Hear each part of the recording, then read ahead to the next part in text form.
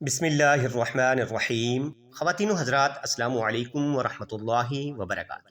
ناظرین کرام، اللہ تبارک و تعالی نے انسانوں کی رشد و ہدایت کے لیے کم و بیش 1,24,000 انبیاء کرام علیہم السلام کو دنیا میں مبعوث فرمایا ہے، اور قرآن پاک میں بھی اللہ تعالی نے واضح فرمایا ہے کہ کوئی ایسی قوم نہیں گزری جس میں ہم نے ڈرانے والا نہ بھیجا۔ تو ناظرین، پھر ہزاروں سالہ تہذیب رکھنے والا ہندوستان بھلا نبی کے وجود سے کس طرح محروم رہ سکتا ہے؟ سوال یہ ہے کہ کیا یہ ممکن ہے کہ اتنی قدیم سرزمین پر اللہ تعالیٰ نے اپنی ہدایت کے لیے کوئی نبی نہ بھیجا ہو؟ حقیقت تو یہ ہے کہ سب سے پہلے نبی حضرت آدم علیہ السلام کو اللہ تعالیٰ نے اسی خطۂ ہند میں اتارا تھا۔ اسی وجہ سے ہندوؤں کی مذہبی کتابوں میں بھی توحید، جنت و دوزخ، آخرت اور ایک آنے والے نجات دہندہ کا ذکر ملتا ہے۔ دلچسپ بات یہ ہے کہ بعض ہندو پنڈت بھی تسلیم کرتے ہیں کہ ان کی قدیم ویدوں میں ایک اہم برہما کے الفاظ موجود ہیں، جن کا مطلب ہے ایک ہی خدا ہے اور اس کا کوئی شریک نہیں۔ یہ تعلیمات ان آسمانی پیغامات کی نشانی ہیں جو اللہ تعالیٰ نے مختلف قوموں کو انبیاء کے ذریعے عطا فرمائی۔ ناظرین محترم، حیرت انگیز بات یہ ہے کہ انہی کتابوں میں نبی کریم صلی اللہ علیہ وآلہ وسلم کے بارے میں بھی نہایت واضح اور براہ راست پیش گویاں موجود ہیں، جو مختلف ہندو متون جیسے بھگوت پران، وشنو پران اور ویدوں میں تفصیل سے بیان کی گئی ہیں۔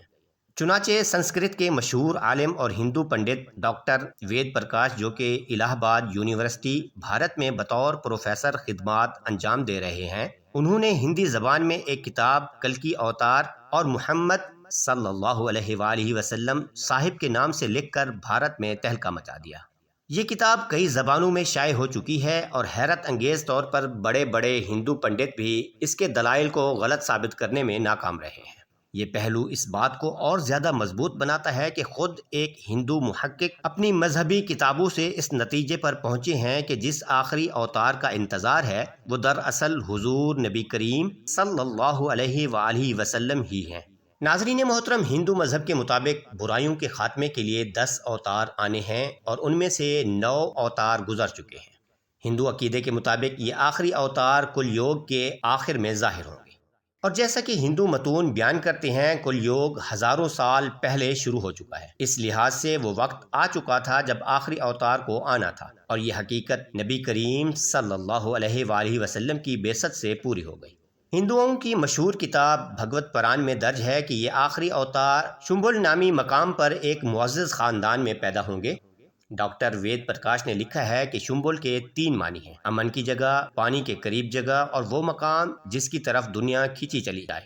اور یہ حقیقت سب جانتے ہیں کہ پوری دنیا میں مکہ مکرمہ ہی وہ جگہ ہے جو امن کا مرکز ہے، جہاں آب زمزم موجود ہے، اور دنیا بھر کے لوگ اس کی طرف کھینچے چلے آتے ہیں۔ کتاب میں یہ بھی ہے کہ کلکی اوتار کے والد کا نام وشنو یش ہوگا، جس کا مطلب ہے اللہ کا بندہ، اور ہم سب جانتے ہیں کہ ہمارے نبی کریم صلی اللہ علیہ وآلہ وسلم کے والد محترم کا نام تھا عبداللہ، یعنی اللہ کا بندہ۔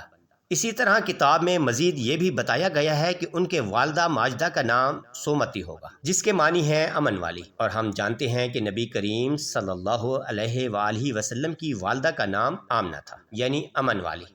حیران کن طور پر ہندو کتابوں میں یہاں تک لکھا ہے کہ یہ اوتار چاند کے مہینے کی 12 تاریخ کو پیدا ہوں گے، اور یہ بھی ہم جانتے ہیں کہ حضور نبی اکرم صلی اللہ علیہ وآلہ وسلم بھی 12 ربیع الاول کو دنیا میں تشریف لائے ہیں۔ ناظرین محترم، اسی طرح مہابھارت میں کلکی اوتار کی 8 خصوصیات لکھی گئی ہیں: معرفت الہی، ضبط نفس، معزز خاندان، الہامی علم، متوازن گفتگو، بہادری، سخاوت اور احسان مندی، اور یہ تمام اوصاف سرکار دو عالم صلی اللہ علیہ وآلہ وسلم کی سیرت مبارکہ میں جھلکتے ہیں۔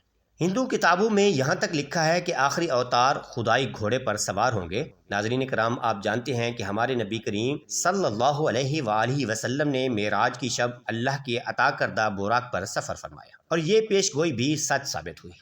پیارے دوستو، ان سب حقائق سے یہ واضح ہوتا ہے کہ ہندو جس کلکی اوتار کا انتظار کر رہے ہیں وہ کوئی اور نہیں بلکہ حضرت محمد مصطفیٰ صلی اللہ علیہ وآلہ وسلم ہیں، جو آج سے 1450 سال پہلے اس دنیا میں تشریف لا چکے ہیں۔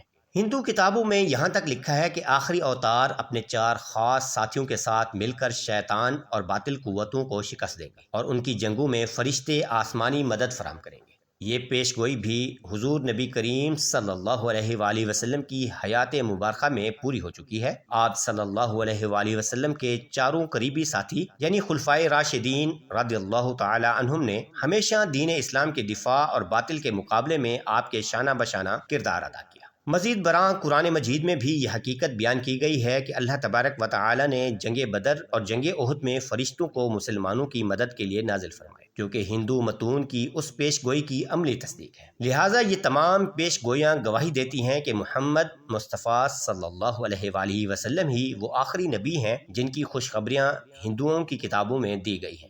ناظرین کرام، خود ہندوؤں کی مقدس کتابیں حضور نبی کریم صلی اللہ علیہ وآلہ وسلم کی نبوت کی گواہی دے رہی ہیں۔ اللہ کریم ہمیں نبی کریم صلی اللہ علیہ وآلہ وسلم سے سچی محبت عطا فرمائے، آمین۔